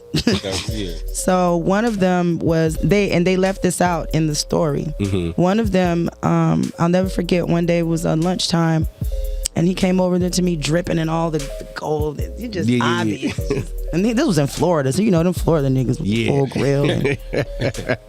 I remember one day he came up to me and was like, he don't know me now personally, but he gonna walk up to me and talk about, hey, when your mom pick you up, can you have her tell Dooley call me? Yeah, wow. Nigga, who sent you? I don't know you. Yeah, but just tell your mama, Sir Rick. I was like, nigga, get the fuck out of my face. I'm going to class. I don't talk, because I ain't like him. He had an attitude anyway. Yeah. And then when I went home and I asked my mom about, Mom and Dooley about Sir Rick, they both looked at each other and laughed, and they started talking in patois real fast, because they know when they talk fast, I don't understand. You understand, yeah. You see, but language. The language. They was able to block me out. Yeah. They was gatekeeping the fuck out of what they was saying. Because I know you was listening. Like, hold on, I was listening real hard, but they accents was like, they know how to talk over me when I don't. That back then, I understand a lot better now. But. Yeah. And so just little stuff like that, and then and they had ops follow me around at school. They left this out too. Wow. There were people that were following me around school every day, which is kind of fucked up, because there was a lot of days I was skipping to be have sex with my boyfriend in between. So these niggas was following me. That's why that nigga had an attitude with your ass. He probably tried to talk to you, and that's why tell Maz I said call me. Man, man, that shit was crazy. It was just. And I remember, and now I think, I'm thinking about how I think. I got. Yep. No. Okay. It made me remember this one guy, Tony. He would always tell him. He would pull me to the side and be like, and hey, mind you, nobody knows me. I'm a new student this year. Why you so friendly to talk to me about some shit I don't know nothing about unless you was an op? I didn't think about this until later. Wow. Asking me, hey, you know, word around school is your mom is a drug dealer. I was like, get the fuck out of here, nigga. We from Texas, nigga. My mama working in over here. Yeah, that's not what they saying. But you know, what do you think about that? Yeah. That shit felt weird, and now that I'm thinking about it, that probably was one of them ones. Yeah, real talk. Gotta be. Real talk. It's just really interesting that they was able to cram like her entire experience and my experience in like a 48 minute, yeah. So there's so much that didn't get highlighted. I'm really hoping to the producer, shout out to Dion. She was what's his name, John Singleton's assistant for the past 15 years, and she was on that nigga's deathbed with him, you know. We're that close. Yeah. She said that she's going to use this to possibly get us some contact with Netflix, so that we can expand the story. Yeah. And have like an actual documentary. Yeah. You know, so that's something that can like tell the full story, because yeah, but I honestly need a movie though. When I seen this, I'm like, this is heavy. Right. This is heavy. And then even in the battle she's dealing with now, it's heavy. Yeah, she's right now she's making pies and these Jamaican traditional rum cakes. Big up. Come on now. Yeah. And she also makes Jamaican food plates. So if you want like authentic Jamaican food, not the trash to be around the city, I'm just gonna call it like it is. Yeah. I don't mean it like that, because those are black businesses. I don't mean it like that, but I'm just saying my mama's the real. She's it's the real. And she sell those plates too. So, and that's what she's doing to like support herself, because they won't allow her to have a green card right now because the case is still open. It's still open. Still open. Yes. See what I'm saying? It's stupid. So when you talk about banging on the beast, I really didn't have a choice. It was either sit down in my corner and be quiet and don't say nothing, or be like, no, fuck that. Yeah.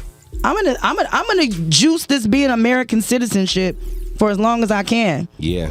Then I'm gonna become sovereign, and it's gonna be something else. Hello. Goodbye. Hello. Goodbye. So man, and then when we saying like trap queen, y'all probably thinking that ain't watched the show like, man, she was just selling packs. She was a No, it was. I gotta check it out. It was some real shit. They had the local government had to call the FBI and get the FBI involved to take do what they did. And it's so funny because they didn't even find anything. It was all circumstantial evidence. It was on some he say, she say type stuff, but they had already spent all the feds' money to for this big operation. Yeah. And how long did mom do? Like the number wise? Well, they originally gave her 35 years. Then we appealed, and then they chopped it down to 25. Come on, man. And then she ended up doing 20 in the federal penitentiary, and then 2 years out here in California, 2 years in immigration detention, which the conditions in immigration detention centers is deplorable. Yeah. It's like on some third world country shit. Come on now. And there's no way in the world, even though it's worse than the fucking county jails. Yeah, and it shouldn't be if it's just for immigration. Right. These are people haven't even committed any crimes. Why they got to live like that? Yeah. But you see what they doing to our brown folk at the cages at the border and shit. So if they don't give a fuck about that, they don't care about that either. Yep. All right, y'all. We gonna take another small break, then we'll be back with the Great Empress Jade, man. Yeah.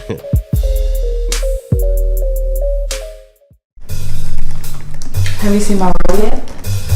Yes. Did you like it? No. You know you my girl, right? Yeah, of course. And I support you through everything you do. But this whole acting thing, is it for real? Or is it just one of those things to like? I got the role? Thank you. Okay, bye. Thank you. All right. If it wasn't for your mama, God bless her soul, I'd fire your ass. I'm Eugenia. I'm an aspiring actress from South Central Los Angeles. Yes, I'm from the hood, and yes, the shit you see on TV is really how it is.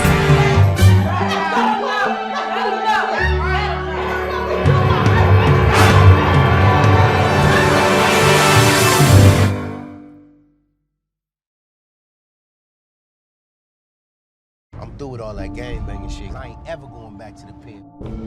Y'all two were together? Y'all had each other's back.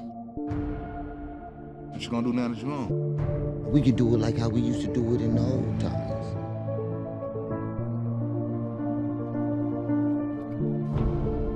I'm about to make a change on some serious shit. Ready, go? Ready for what? Get in, my nigga.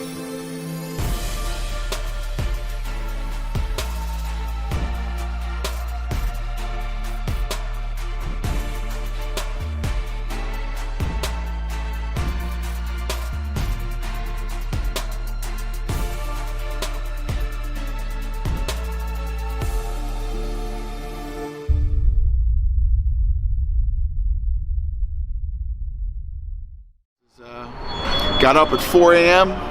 to be here at 6. It was dark. JT, he bring the best out of all the actors. She ain't saying that's what it's gonna be. This way, royalty. Boom, slap him. She ain't doing it. Slap him. No, you don't slap him. She hesitant. Everybody react. Yeah. Slap him. So you gonna fire? Oh. Yeah, I'm gonna fire her. Damn. Yeah, Okay. I'm gonna fire her. So they gonna That's jump. good, because I'm gonna definitely jump. Everybody go. Well, nobody's over here, right? It'll be one. The one you bring it this way, so it won't be nobody over here. Okay, that's perfect.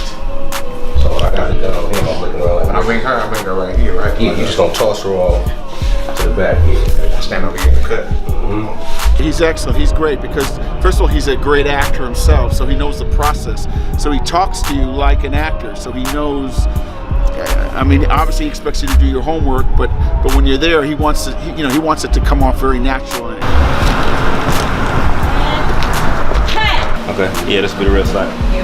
Are you gonna do? Is it gonna be like the away from or actual contact? No, actual contact. Okay. Yeah. If we don't have enough girls, that girl that walked in, she can even just sit down. Yeah. Okay. And he can hand her a blunt or hand her the drink or whatever. We should do that. Yeah, that way. Very professional. I write it for life. I love writing for life. Oh yeah, they're great. For me, I came in sort of as felt like an outsider, and after the first rehearsal, like family. Yeah, I felt family.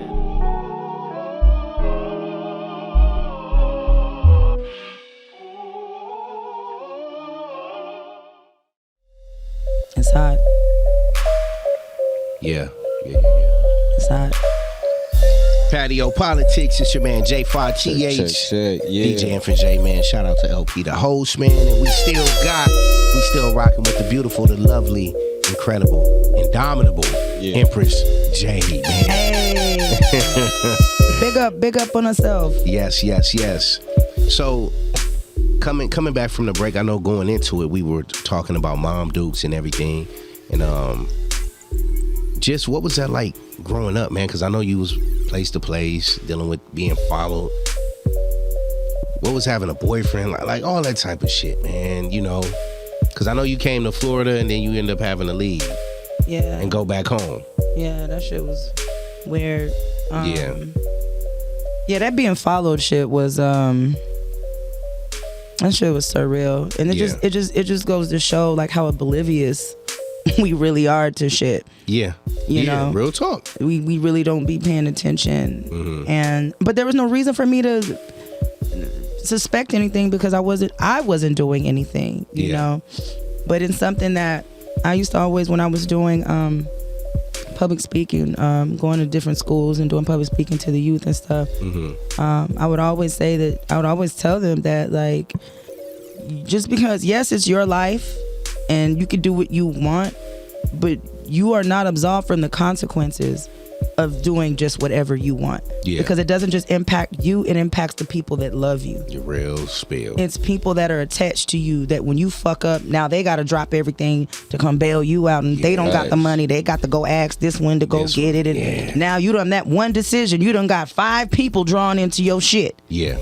But it's your life, right? Real talk. See? Maybe not. Maybe it's all of our lives. Yeah. We belong to each other. And that's what village is. Exactly. Yeah. So it's a consciousness that I didn't have then, but I realize now that the decisions and my mom, and she even said in the thing, she said she wasn't thinking about how it would impact me and my brother. Yeah. She didn't think about that. Yeah. And a lot of times we don't. And I think one of the lessons that I learned from that is that I'm more careful about my movements, not because somebody telling me what to do or I'm complying to something. What I'm complying to is my love and respect for my village. Real spill. So that I don't step out there and do anything that will have people, you know, come out of themselves unnecessarily. Yeah.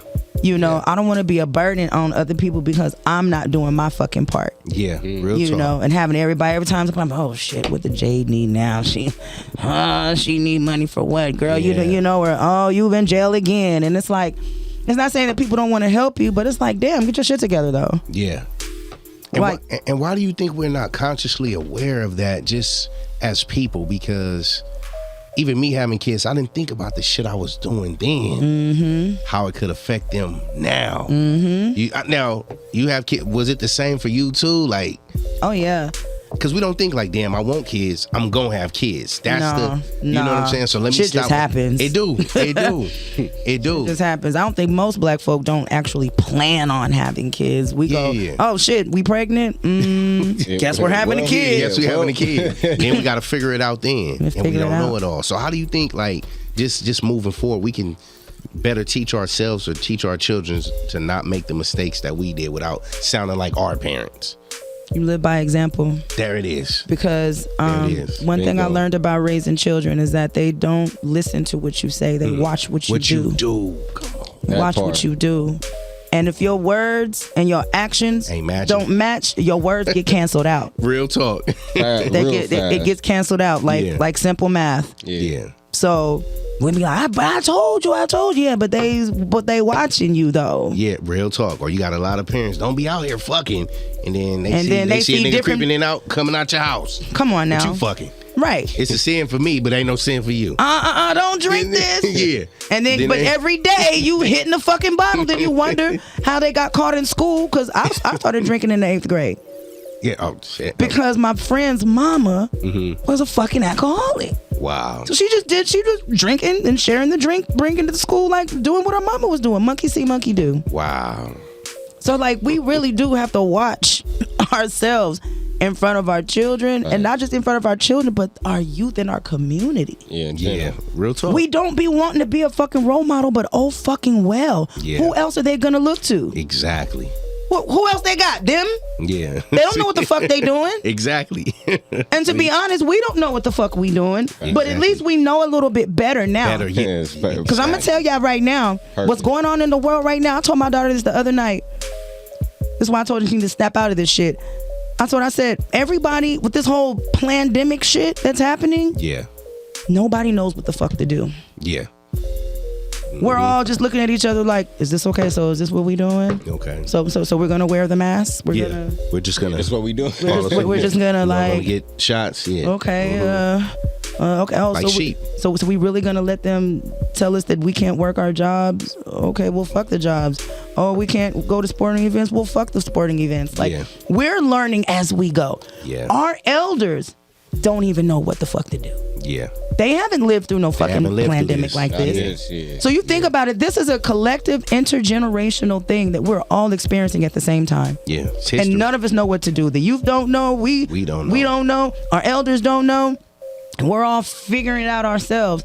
I put a tweet out there the other day because I caught a vision. Mm-hmm. I didn't like the vision, but I don't get to choose them either. It seems like in a lot of ways we're all kind of living the same fucking dream. Yeah. The same fucking nightmare. Yeah. You know, and trying to get through this dream thing together lucidly. I don't know if y'all know about lucid dreaming, but when you're dreaming and you become lucid, it means you become aware of you have the observer and the participant in your dreams, where you're just like watching a movie. Yeah. Like you're playing a video game. A lot of us be the observers. Just playing it when we're the observer. When you become lucid, when your player becomes aware of what he's doing in the dream. When the observer starts communicating with the participant and they are aware of each other, you're like, oh, you mean I'm control? Yeah, that's that's next level. Yeah, that's next level. And the thing is, you can't tell everybody this, okay? So don't be telling everybody this. But when you're able to dream lucidly, you're able to change the outcome of the dream. That part. If you don't like what's happening, if somebody's running after you, you're like, damn, I've been running a long time. And then you look at yourself in the dream and be like, you know what? Fuck that. Start flying. Start flying. I'm going to take off from this bitch. And then, matter of fact, I don't even like this scene. Change scene. I want to be at the beach. So, side note, just real quick, right? I'm having a sex dream. Why am I always the observer in the motherfucker? When how come I can't be the participant? Is it because I'm observing too hard in the dream? No, I still had that problem to my day, Jade. No, don't laugh at me. Help me, Jade. I want to fucking participate. You know, it's something. You know, it has to do with like what you eat before you go to bed. Shit. What you eat before you go to bed. What you expose your brain to before you go to bed. What you leave on while you're in bed. Do you listen to music? Do you leave the TV on? It's a lot of other factors that you have to kind of like tweak in your waking life, so that in your sleep life you can have more control, because they say that if you're able to control your dreams, it does two things. It builds a mental muscle. Yes. It builds a mental muscle that kind of like doing music. Music, when you're in a creative mode, you're tapping into a part of your brain that you don't usually use. Yeah. You see what I'm saying? Yeah. And so in order to be able to do that, the second thing it does is it helps you be able to control your outcomes in your waking life. Real spill. So the more you can control and change outcomes in your subconscious when you're not even awake. Subconscious. When you wake up and you feel something similar, like, wait, man, I don't like how this shit going. Let me change that. Let me change it, yeah. I might not be able to take off and fly just yet. Yeah. But I can go, wait a minute, I don't like this outcome. I don't like, man, I'm leaving. I'm out of here. Yeah. Because you become aware. Exactly. Become aware of yourself and the environment and what you choose to experience. Right. Get lucid. Yeah. Get lucid. Yeah, get lucid. So what you telling me, man, right? If I get this goddess of shea butter, oil myself down, get the slow music popping, the candlelight, I'm gonna be lucid in that dream. You know what? Y'all laughing. Y'all I wouldn't doubt it. I would not doubt it because you can have an orgasm in your dream. You sure can. Yeah, you can. You sure okay, can. So if you can be subconsciously sleep and have a fucking orgasm, yeah, you feel it so much you wake up and be like, God damn. Yeah. So hello. If you can do that, then we just need to flex that muscle. You got to flex that mental muscle. You know what I'm saying? But see, if you lucid, don't say where she go. She go back to sleep. She right there. Hello. Hello. Now speaking of goddess of shea butter, man. Yes. Tell us about it, man. How did you come up with it? And what it's doing now? Because I done got to borrow that, man. And go ahead, man. Well, Goddess of Shea, it started out as One Love Star Shea Butter, and I was on some lazy shit, and I didn't buy my domain name again, and it got snatched. So I couldn't. Come on, man. I couldn't get my name back, so I was like, dang, I got to be creative and come up with another name. And I started the business back in 2003 when niggas didn't know what shea butter was. Wow. It was a hard far fucking back? Yes. It's going on 18 years now. Come on now. I just started hearing about shea butter maybe 10, 12 years ago. Right. Yeah. It was a hard fucking sell, now bro. It's trendy, yeah.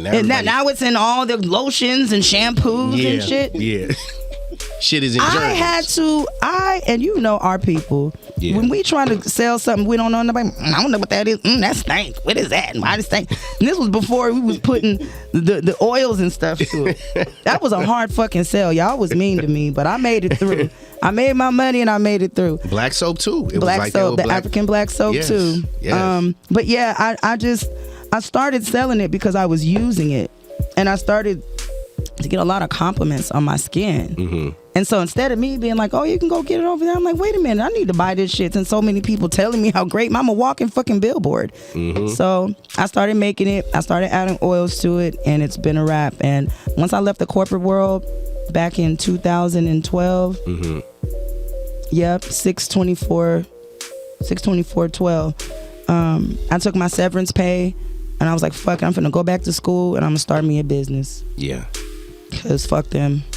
And I've been online for the past 8 years. Ever since, somebody do the math. I don't do math good in my head, but it's been about 8 years almost a decade since I've been online doing it. But I've been doing it since 2003. So wow, I've definitely been getting better at my craft. And it's good for your overall skin for different purposes. I heal eczema, perfume stuff, non-perfume stuff, lube, natural lube. Hello. Okay, so stop using that KY sticky ass, that sticky shit to be. It's like, come on now. No. And it's good for internal and external uses because it's literally a foodstuff. Wow. So what they say is that anything that if you can't eat it, you shouldn't put it on your skin. Thanks. One more time. Say that again. I said if you cannot eat it, you should not be putting it on your skin. Message. Your skin is a sponge. Yes, it is. And it soaks in everything that you're putting on it. So if it's got Helmalgicalide, all that, yeah. Yeah, all that shit is shit we don't read and do research. Shit we don't read and do research, know what it is, and it gets into your bloodstream. Wow. Everything that you put on your skin ends up in your bloodstream, ends up in your heart, your brain, everywhere there's blood. Mm-hmm. So I just choose not to use things like that on my skin. I choose to use stuff that come from the earth. The beautiful thing about shea butter is that the tree, it takes 50 years for the tree to grow. Just for it to grow into fruition. And then once that tree grows, that tree continues to produce fruit for 200 years. Look at that. Each tree. That's life. Each tree. And they don't grow anywhere else except in these 9 sub-Saharan areas in the motherland in Africa. See? You can't take a shea nut and plant it somewhere else. In Compton. Nope, it won't happen. So that lets you know how deeply rooted and how pure and how organic it is. You don't need to water it. It only need what's been underneath that land all this time. Life-giving life. And that hot ass sun. And whenever it do decide to rain, that's it. Wow. All we got to do is go to the tree and pick from it. Yeah. and you're putting this on your skin. So when you put this shea butter on, you are having a direct connection back to the motherland. Come on. Think about that. Come on. Head to toe. Wow. I'm putting it in my hair. I'm putting it between my toes. Yep. Literally head to toe. See. So get with it. Goddess of Shea. www.goddessofshea.com. Yes. Now, don't say that shit like this. Say it again. I need to know. Goddessofshea.com. And also at Goddess of Shea on Instagram. And One Love Star Shea Butter on Facebook. I'm finna change that, but okay. Yeah, I'm getting that, and that's where I'm going to the next level. 2022. I'm trying to get I'm going to give my That's right. My website a facelift. I'm trying to come up. I am coming up with. You said we got to recondition ourselves. Yeah, come on now. You know better. Come on. Trying to get another. See, I said it again. Getting another logo to represent the new name. Okay. And coming up with some other products, some lip balm. And I'm making the little nose thingies, the little nose rings. That I did. Yeah, I seen the one you made. I meant to bring one. Yeah. I just posted one on my Instagram. Instagram at Empress Jade. And when is that coming? Like the lip balm and all that next year. Next year. I've already gotten a lot of my supplies and stuff, and I bought all my tools and stuff to make all the copper jewelry. Cause I'm gonna start making this shit too. Oh, dope. Niggas just finna just get creative on their ass. Fuck their vaccine. As you should. Vaccine. And I know you said you got shea butter, black soap, oils too. Body oil. So every type of, or most types of colognes and perfumes, the fine perfumes. It's basically just the oil version. The perfumes and the Eau de Toilette ain't nothing but the natural oils with IPF alcohol. It's basically an alcohol that they to make it spritz. Yeah. They just add a fucking alcohol to the oil. That's all it is. Wow. And the oil lasts longer, it stretches longer. Keep your money. Yeah. I mean, Every what's that new? It's like a Baccarat Rouge. Everybody's all crazy about Baccarat Rouge. Yeah, it's cool. I have it. And it do smell good. Yeah. So I'll let you go. Come on now. So man, where 5 years from now, where do we see Empress Jade? Come on now. Well, if the rapture hadn't happened. Man, on me. On me. Or they don't blow this motherfucker up. Man. God willing, and he is. I definitely probably will be in Texas by then. Big probably. Probably. How long we got? You probably got like a strong 2 years left here. Man, come on. I got to, get my money up, right? You know what I'm saying? I got to move one more time. There's still some things I got to do in the background. Well, if they know what I got for you and what I'm planning, they better take this world out before. They got 2 years. Okay. They got 2 years. They on the clock. Y'all on the clock. Come on now. Bing bong. Come on. Yeah. So I just I definitely see myself kind of expanding, taking everything that Los Angeles has taught me, and applying it there. Yeah. Yeah. And hopefully what I'm able to do there will springboard me further enough to just get out the country altogether. Yeah. I don't want to be in the United States anymore. I know that's right. But it's gonna take money, So we got to put in the work. Of course. But we ain't gonna say where we going. They already know. I didn't say. I just said. He said the motherland. We don't know. Well, we don't know. We don't know. We don't know. We in Scotland. For all they know, right? But my thing is that I'ma always big up Los Angeles, specifically Compton, but just the whole LA County, because thank you. Because LA taught me, it grew me up. Yeah. LA raised me. I wrote a rhyme. I said, born in Dallas, Texas, raised up with the best. learn the struggle on the East, but how to hustle on the West. Come on, man. And I will definitely say that the West Coast really did give me some hustle. I was a spoiled country bumpkin, and I was an NPC at the time. I didn't know. Yeah. I didn't know how to, because I was spoiled. I had people around me, and I think maybe that's why God needed to get me out of my father's land and go to a land that I'll show you. Yeah. You know, put me on that Abraham mission. And all the negative things that people try to say about LA, I would not have been able to survive and continue to thrive had it not been for the good folk that's been out here that saw where I was at and was like, you know what, let me look out for you and yours. And to be honest, it really was a bunch of people that's like either not from here or their parents are not from here. Yeah. You know. So I don't know what that's about, but I'm just thankful for the city and all that it gave me. And that's why I feel so inclined to give so much back. In the work that I do at Chuco's Youth Justice Coalition. I'm currently a board chair and board of directors. Come on now, man, hit that alarm. Let's get it, man. Come on. And come on. And I'm doing a lot of transformative healing work. With TJ, we call transformative justice, which is a way of us using a healing form of conflict. Because you know you have judicial justice, which is trash. Then there's street justice, which is depending on. That don't always work so good either. Trash too, But transformative justice really does that. What the word says, its intent is to transform the people involved having the conflict, and it's supposed to invoke a repair of the harm to whatever degree. Some folk you ain't gonna be able to repair, but at least it's a form of healing justice that allows anybody who decides to apply. But I'm specifically, I'm starting in my house. With my people, because we're all so emotional and quick to jump at each other and quick to fuck somebody up and shoot somebody and that kind of shit. And it's like, but that comes from something though. And we don't take the time to get to the root causes of why we're that way with each other. Yes. I know why. Yeah. But we don't have enough space to share with each other to be able to take the time and sit like how we doing right here. Yeah. And kind of break some of these things down, but in a structured way, in a caring way. So that folks don't get offended. Say how you feel, and I'm gonna say how I feel. And we're gonna get to the bottom of it. Then when we do, it's gonna be like, wait, that's why you was tripping? See, get some type of understanding. Right.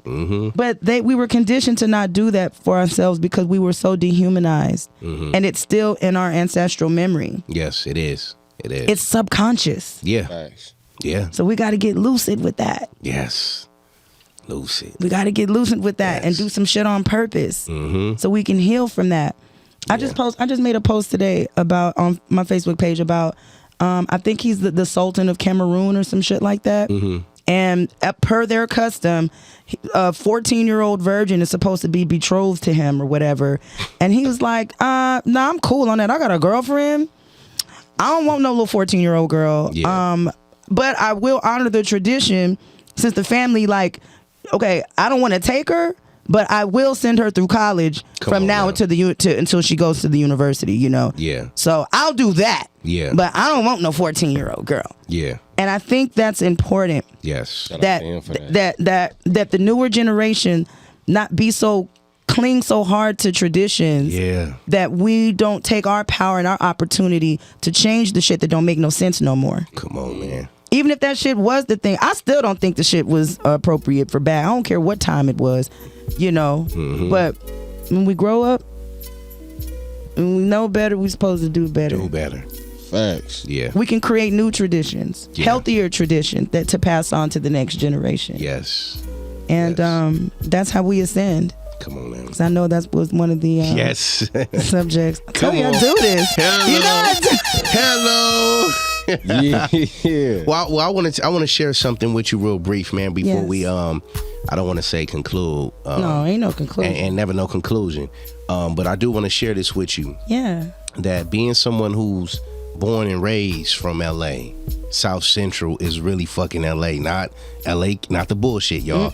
South Central, east of where you talking about Crenshaw to Alameda. You talking about Washington all the way to El Segundo. I'm talking about the real South Central. Thank you for you being you. Thanks. Not only you're a gift to this fucking world, you're a gift to us. You're a gift to this culture, our people, this community. When we talk about people in the Bible, y'all, a lot of those that are reincarnated, Empress Jade is one of those. So not only has this been an honor, but it's been a true blessing, man. I love you with everything in me. Nah, real spill. We edify here. Yes, and we do. And it ain't no bullshit. I'm gonna tell you the truth, though. So thank you for even all that you contributed to my city. My city, not even being born and raised here. Right. I seen you at marches. I seen what you do to our youth, our babies, Black and Latino, and I love you and appreciate you for that. Real spill. Thank you. Yes, y'all. Check her out, goddessofshade.com, man. Make sure y'all follow. What's the IG and everything else? That's at Goddess of Shade on Instagram, at Goddess of Shade.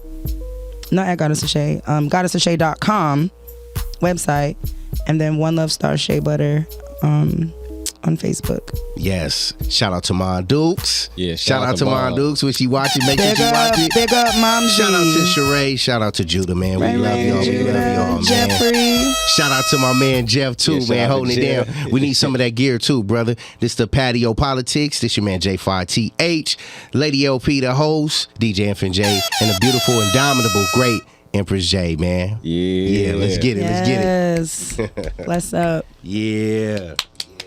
I love this.